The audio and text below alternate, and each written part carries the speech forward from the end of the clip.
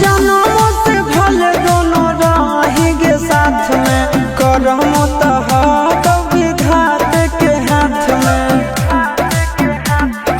कन्हैया से मिल जाते हमारा तो मंगल तियल कान के है आगे सोना, मंगल तियल कान के जोड़ी है बनावल भगवान के, दोष न है इंसान के है आगे सोना, दोष न है भगवान के, जोड़ी है बनावल भगवान के, दोष न है इंसान के है आगे सोना, दोष न है इंसान के।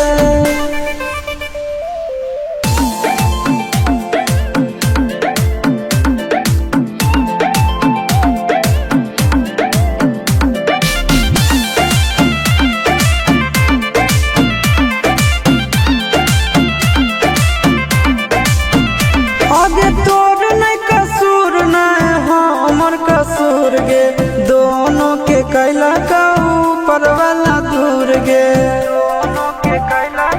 ये सोना आगे तोर नहीं